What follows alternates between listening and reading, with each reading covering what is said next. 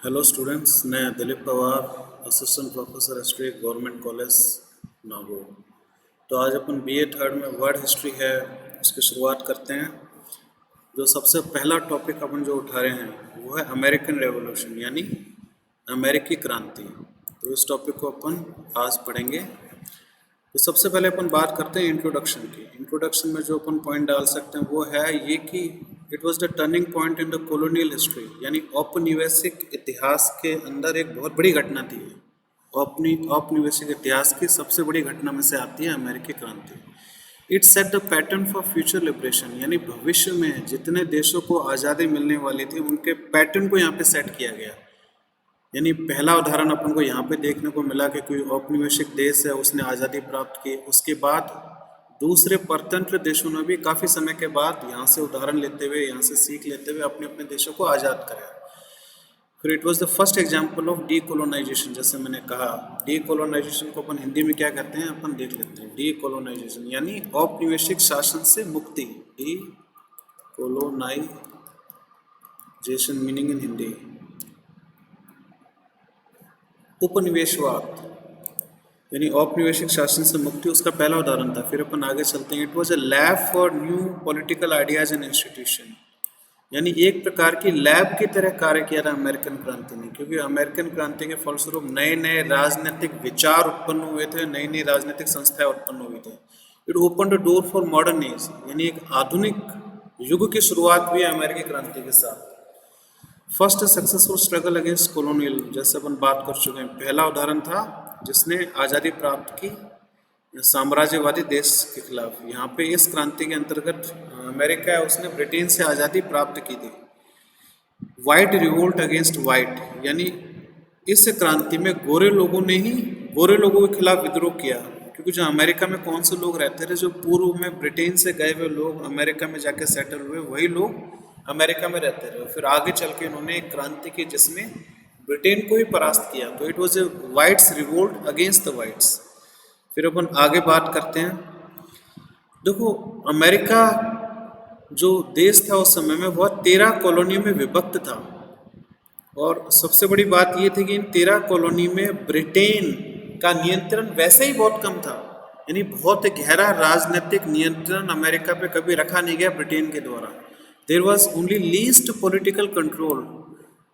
ये जो 13 कॉलोनियाँ हैं, और इसमें ये लिखा है कि कॉलोनी तो ज़्यादा थी, इसमें ये लिखा हुआ है कि केवल ईस्ट की 13 कॉलोनियों ने रिवोल्ट किया, यानी सभी के सभी कॉलोनियों ने मिलकर रिवोल्ट भी नहीं किया, यानी विद्रोह भी नहीं किया। जो ईस्ट की जो केवल 13 कॉलोनी थी उन्होंने विद्रोह किया।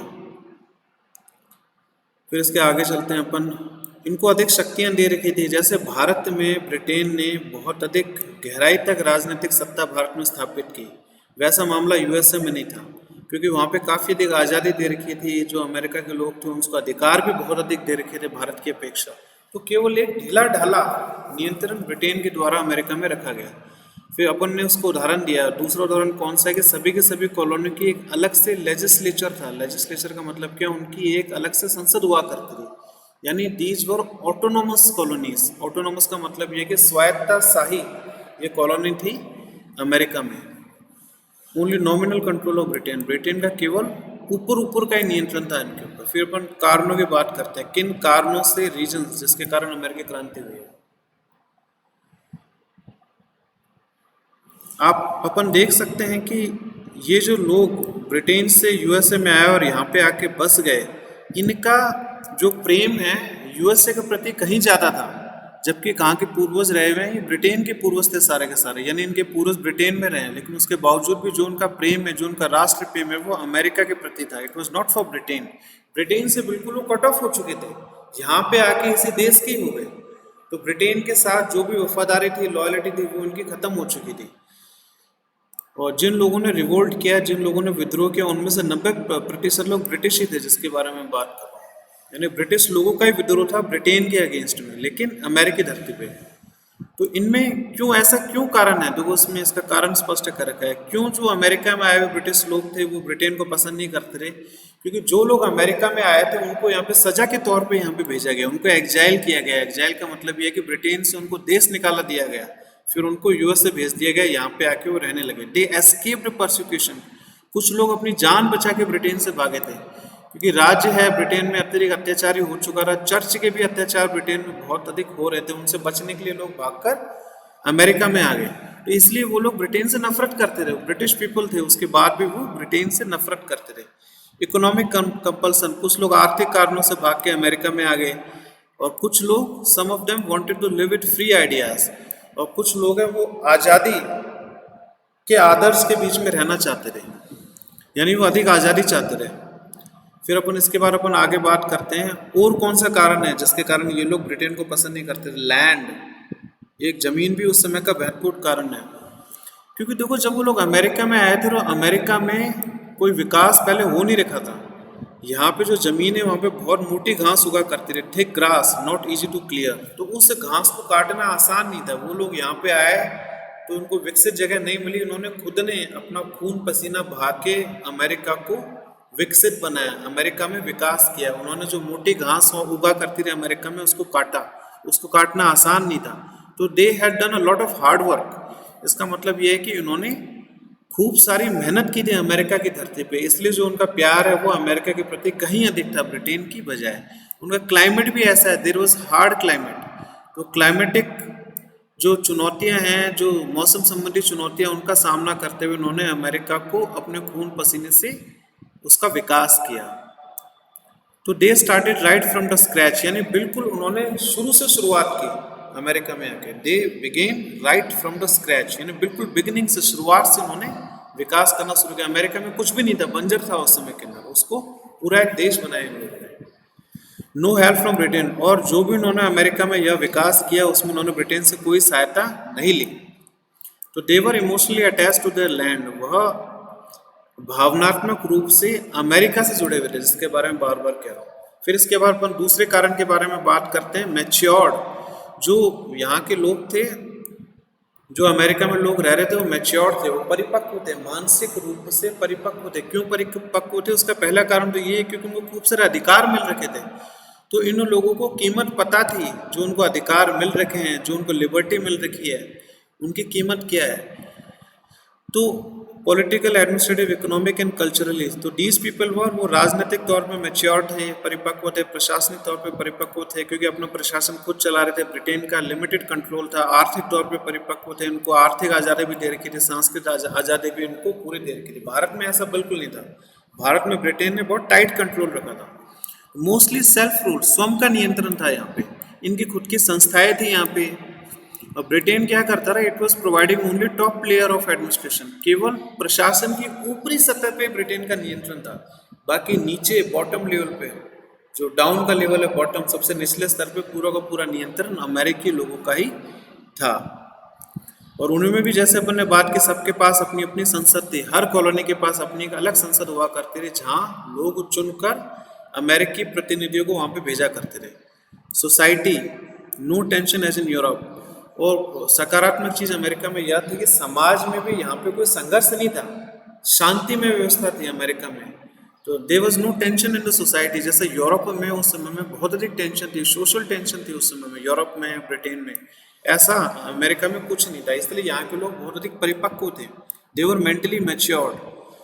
फिर अगला पॉइंट क्या है, कैसे वो परिपक्व थे? क्योंकि जो अर्थव्यवस्था थी अमेरिका की, वह उतनी अच्छी थी जितना कि ब्रिटेन की हुआ करती थी। यानी अर्थव्यवस्था के मामले में भी अमेरिका ब्रिटेन को ही टक्कर दिया करता था।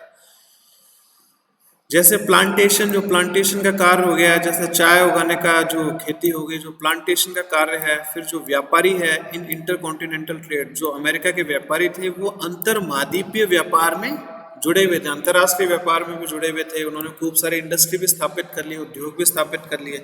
दे were not dependent on Britain in any way, Britain पे निर्भर ही नहीं थे किसी भी प्रकार से, ठीक है। वो स्वतंत्र हो चुके थे ऑलरेडी, अपने माइंड में उनको स्वतंत्रता पहले ही मिल चुकी थी, बस उनको वास्तविक स्वतंत्रता हासिल करनी थी। फिर इसके बाद अपन अगला पॉइंट के बारे में बात करते हैं, क्यों वो इतने मैच्योर लोग थे। Enlightenment ideas.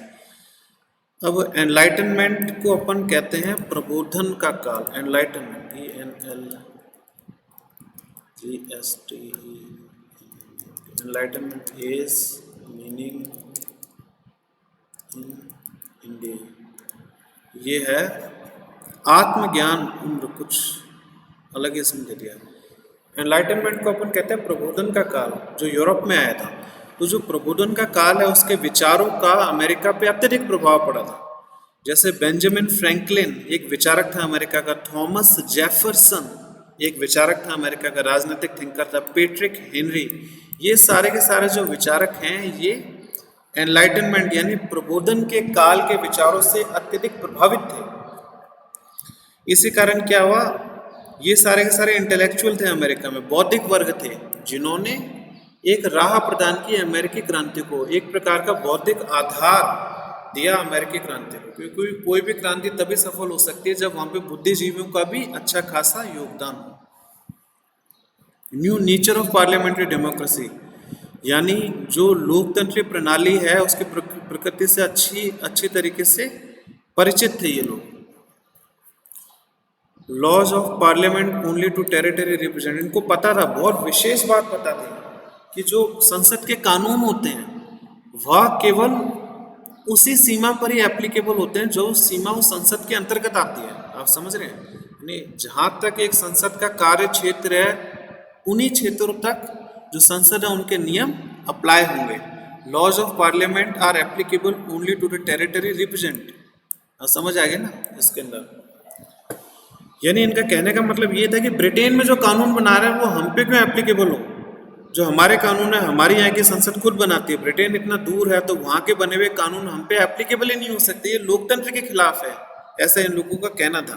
तो दे वर बेसिकली अवेकन्ड पीपल, वह लोग अत्यधिक मेंटली मैच्योर थे। अवेकन्ड, अवेकन्ड का मतलब क्या है, एग्जैक्ट वर्ड मेरे को याद नहीं आ रहा, AWAKEN, awakened meaning in Hindi, बहुत सिंपल वर्ड है, कई बार माइंड से जागृत, वो लोग जागृत लोग थे, पूरी तरीके से जगे हुए लोग थे। अब ऐसा कहा जाता है कि US revolution was natural and expected event in life of people who had come of age. इसका मतलब यह है, कुल मिला के एक स्टेटमेंट है, जैसे आईएएस जैसे एग्जाम में इस तरह की स्टेटमेंट आ जाती है जिसको आपको एक्सप्लेन करना पड़ता है कि यूएस रेवोल्यूशन वाज नेचुरल, यानी एक प्राकृतिक क्रांति थी। इट वाज एक्सपेक्टेड, यह होने ही वाली थी। क्यों होने वाली थी, क्यों प्राकृतिक क्रांति थी और क्यों होने वाली थी, क्योंकि जो अमेरिका के लोग थे अत्यधिक मैच्योर थे। कैसे मैच्योर थे, कैसे परिपक्व थे, उसके बारे में अपन ने बात की ऊपर।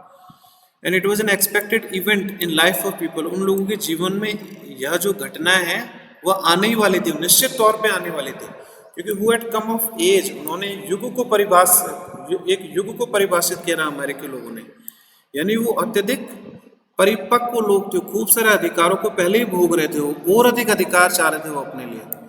तो भारतवासी को अगर अपन देखें, भारतीयों को कोई अधिकार दे ही नहीं रखे थे। इट्स लाइक कि अमेरिका में लोगों को 60-70% अधिकार पहले से मिल रखे थे, उनको केवल 20-30% अधिकार और चाहिए थे। लेकिन भारत में तो 100% अधिकार सारे के सारे ब्रिटेन ने अपने पास ही रखे थे, भारतीयों को कोई अधिकार नहीं दिए थे।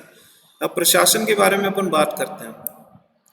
Friction between peoples representative and nominated executive, यानी जो प्रशासन में क्या होता रहा, जो लोगों के द्वारा चुने हुए प्रतिनिधि हैं और जो ब्रिटेन के द्वारा नॉमिनेटेड एग्जीक्यूटिव है, यानी जिनको नामित किया गया है ब्रिटिश सरकार के द्वारा, उन अधिकारियों के बीच में अक्सर संघर्ष चला करता था। यानी जो ब्रिटेन के अधिकारी अमेरिका में थे और जो अमेरिका में चुने हुए लोग थे, इनके बीच में हमेशा संघर्ष चला करता था। गवर्नर जनरल, जो अमेरिका में ब्रिटेन का गवर्नर जनरल था, ही कुड रिजेक्ट एक्ट, उसके पास पावर थी कि जो संसद है अगर उसने कोई कानून बनाया तो उस कानून को रिजेक्ट कर सकते थे। तो इसी चीज के वो खिलाफ थे वो। British parliament could pass act, अब प्रशासनिक प्रणाली के अंतर्गत जो ब्रिटेन की पार्लियामेंट थी वह कानून बना सकती थी अमेरिका के लिए। कॉलोनीज फॉर इकोनॉमिक गेन, तो कुल मिला के ब्रिटेन अमेरिका का किस प्रकार से इस्तेमाल कर रहा था, ब्रिटेन अपने केवल आर्थिक फायदे के लिए अमेरिकन कॉलोनीज का इस्तेमाल कर रहा था, जैसे ब्रिटेन ने भारत का इस्तेमाल किया अपने आर्थिक फायदे के लिए। डेवलपमेंट ऑफ यूएस शिप्स, इसी प्रकार से क्या नुकसान हो रहा था कि जो जहाज बनाने का कारखाना है वो अमेरिका में इतना अधिक विकसित नहीं हो पाया, क्योंकि सारे के सारे आर्थिक फायदे ब्रिटेन ले रहा था। ब्रिटेन ने अमेरिका में जहाज बनाने के कारखानों को विकसित इतना अधिक होने ही नहीं दिया, क्योंकि कई सारे लिमिटेशंस लगा रखी थी ब्रिटेन ने कानून बना के, जिसके तहत यूएस में जहाज बनाने का कारखाना विकसित नहीं हो पाया एज रिस्ट्रिक्शंस बाय ब्रिटिश। तो ये अपन ने आज छोटा सा वीडियो तैयार किया है। अपन इसी क्रम में अपन आगे पढ़ाई करेंगे, और जहाँ तक मैं सोच रहा हूँ अपन धीरे धीरे वर्ड हिस्ट्री को आराम से ख़त्म कर देंगे। अपने को कोई जल्दी नहीं है, खूब सारा समय है, और अपन इसको रेगुलर वीडियो अपलोड करेंगे, इजीली ये वर्ड हिस्ट्री ख़त्म हो जाएगी। बस आप लोग मेरे साथ जुड़े रहना, ठीक है। धन्यवाद आप लोगों का।